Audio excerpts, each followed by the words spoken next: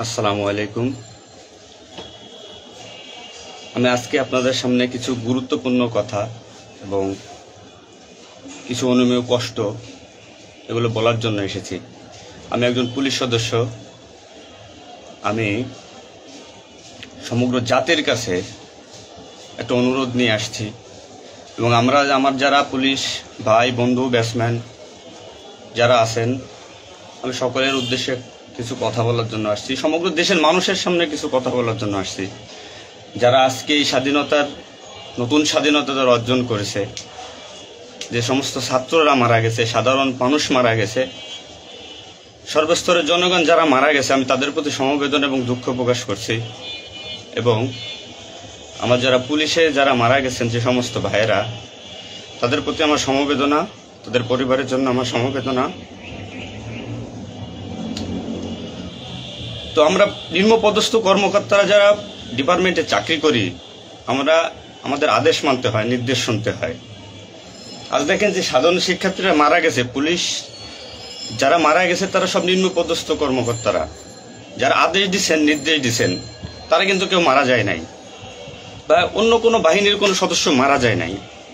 So এখানে একটা প্রশ্ন থেকে যাবে, পুলিশ কেন হয়? Police is so called. Police আজকে দেশের জাতীয় ভিলেন। এই পুলিশ সর্বপ্রথম ৭১-এর মুক্তিযুদ্ধের সময় রাজাকার বাহিনীর বিরুদ্ধে প্রথম কাউন্টার অ্যাটাক রাজারবাগ থেকে দিছিল। আর সে গৌরবময় ইতিহাস উজ্জ্বল পুলিশের আর জাতীয় ভিলেনে পরিণত করেছে কিছু স্বার্থান্বেষী মহল। আমাদের পুলিশের কিছু স্বার্থবাদী পুলিশ কর্মকর্তারা যারা বড় বড় চেয়ারে বসে, বড় বড় জায়গায় বসে আমাদেরকে ব্যবহার করে তাদের স্বার্থ উদ্ধার করছে। আজ এতগুলো মানুষ মারা গেছে। আমি একজন পুলিশ, এর বাইরে আমি একজন ছাত্র ছিলাম। পড়ালেখা শেষ করে আমি চাকরিতে ঢুকছি। এটা আমার অপরাধ না। আমার ডিপার্টমেন্টকে কলুষিত করছে, এটা অপরাধ।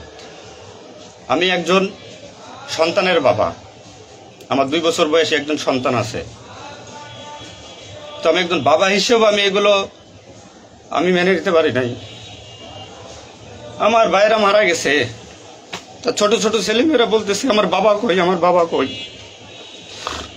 এগুলো মেনে নেওয়া যায় না, এগুলো কোনো মতেই মেনে নেওয়া যায় না। যারা সাধারণ মানুষ মারা গেছে তাদের পরিবারের কি অবস্থা? আজ আমার পুলিশে যেখানে পাচ্ছেন সেখানে নির্মমভাবে মৃত্যুবরণ করতেছে, পিটিয়ে মারতেছে। এর কারণ কি? আজ আমাদের কিছু স্বার্থের না স্বীকৃত বড় মহলের অফিসারদের কারণে। তারা বিভিন্ন লোকের তোষামোদি করে, বিভিন্ন পর্যায়ে আমাদের ঘাড়ে বন্দুক রেখে তারা মনে করেন দিনের পর দিন আমাদের নির্যাতন করে মানুষের বিরুদ্ধে লেলাই দিছে। হাজার হাজার কোটি টাকার মালিক হয়ে তারা এখন গা ঢাকা দিছে। এই মৃত্যুর ভার, এই পুলিশ মৃত্যুর ভার কে নেবে? পুলিশের মৃত্যুর বিচার হবে না এই বাংলাদেশে, আমি জানি। কিন্তু যারা এই নির্দেশদাতা, যারা এই নির্দেশ দিয়েছেন, তাদের প্রত্যেকের বিচার হবে। এবং চিহ্নিত যেসব পুলিশ অফিসারে পুলিশ ডিপার্টমেন্টে আছে, তাদের অবিলম্বে প্রত্যাহার চাই এবং তাদের বিচার চাই, যারা নির্দেশ দিয়ে সাধারণ মানুষকে খুন করাইছে পুলিশকে দিয়ে। আচ্ছা, এতগুলো পুলিশ মারা গেছে, এই সম্পূর্ণ দায়ভার এই ডিপার্টমেন্টের অফিসারদের নিতে হবে। কোন অফিসার দেখছেন রাস্তায় মারা গেছে? মারা যায়নি। তারা নির্দেশ দিয়ে সরে গেছে, পুলিশকে সামনে ঠেলে দিয়ে। এটা হত্যাকাণ্ড। এই হত্যাকাণ্ডের বিচার আমি চাই। সমগ্র পুলিশ ডিপার্টমেন্টের এই হত্যাকাণ্ডের বিচার চাই। অবিলম্বে সব দুর্নীতিবাজ পুলিশ কর্মকর্তাদের অব্যাহতি দিয়ে তাদের শাস্তির আওতায় আনতে হবে। এই পুলিশ হত্যার দায়, এই পুলিশ হত্যার বিচার তাদের দিয়ে করতে হবে। আমি জানি না আমার এই কথা বলাতে আমার কি হবে না হবে, আমি সে পরোয়া করি না। আমি শঙ্কিত সেই পরিবার নিয়ে, যারা মারা গেছে, তাদের ফ্যামিলি, তাদের বউ বাচ্চাগুলো এতিম হয়েছে। তা সাধারণ মানুষ মরেছেন, আমি তাদের থেকে ব্যতীত। নির্মমভাবে অত্যাচার করছে, এগুলো মেনে নেওয়ার মতো না। আমি সবাইকে অনুরোধ করব, আমার ভাই বন্ধু যারা আছেন, আমি কোনো উস্কানিমূলক কথা বলতে এখানে আসি নাই। আমি এখন সত্যি বাস্তব কথা বলতে আসছি। আমার কষ্টের সঙ্গে বলতে হয়, আমি একজন পুলিশ পরিবারের ছেলে।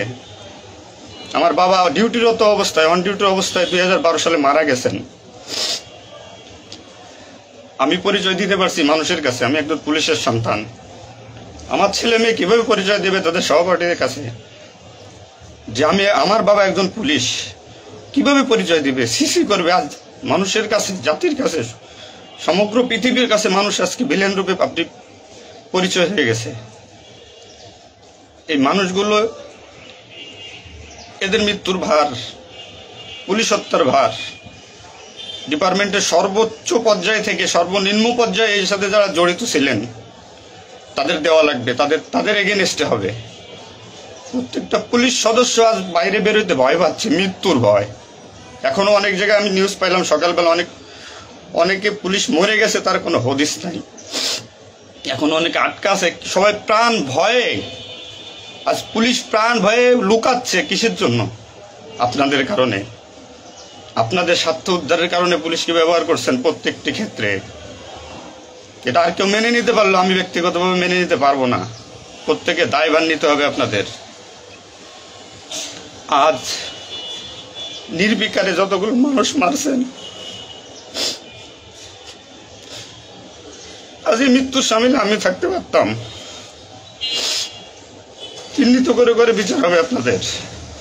পুলিশ কর্মকর্তারা যারা আছেন এর সাথে জড়িত সবার বিচার হবে, বিচার করতে হবে। কেউ না করুক, আমি করব।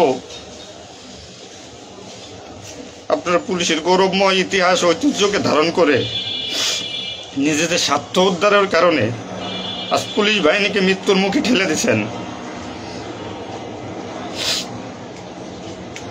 তাদের কথা একবার চিন্তা করেননি। আপনি নির্দেশ দিচ্ছেন, নয়তো এই পুলিশ, এই সাধারণ পুলিশ, আমরা যারা আছি, আমরা কখনো এদের গায়ে বুলেট চালাইতাম না, কখনোই আমরা গুলি ছড়তাম না আমাদের ভাইদের উপরে।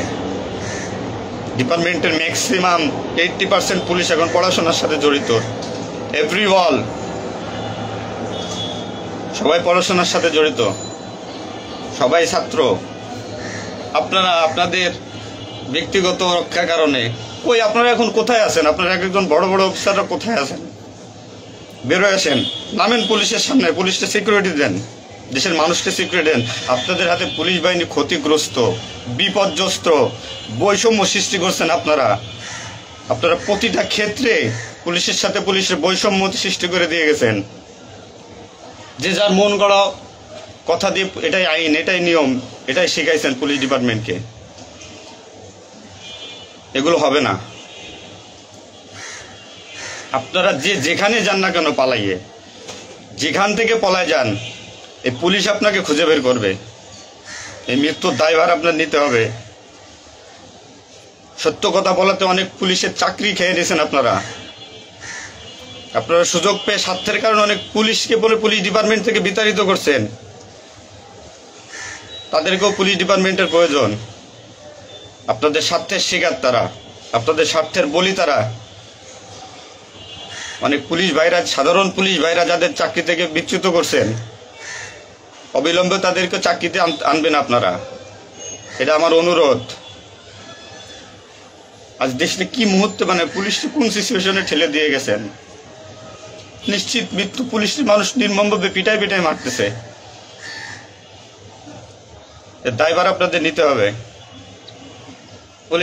প্রত্যেক পুলিশ পরিবারের যে আক্রোশ, যে কষ্ট, এগুলো দায়ভার আপনাদের নিতে হবে। সাধারণ মানুষ আপনাদের ক্ষমা করবে না। আপনারা সবাই চিহ্নিত, আপনারা সবাই এই বাংলাদেশের দুর্নীতিবাজ পুলিশ অফিসারদের আপনারা সবাই চিনেন, আপনারা সবাই তাদের চিনেন। এদের বিচার আপনাদের করতে হবে। এই বিচার চাই আমরা, সাধারণ জনগণের হত্যার বিচার চাই, পুলিশ হত্যার বিচার চাই। পুলিশ হত্যার বিচার না হওয়া পর্যন্ত আমি ডিউটিতে যাব না, আমি আমার কর্মস্থলে যাব না। অনেক পুলিশ সদস্য এখন পর্যন্ত নিখোঁজ। আমার সহপাঠী ভাইরা মারা গেছে, আমার পরিচিত ভাইরা মারা গেছে। তাদের সন্তান হাউমাউ করে চিল্লাইতেছে, আমার বাবা কই?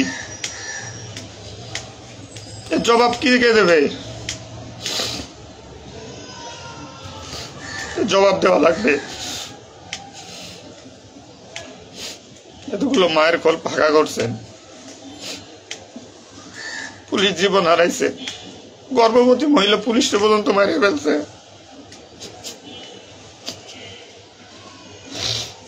নির্মমভাবে মারছেন।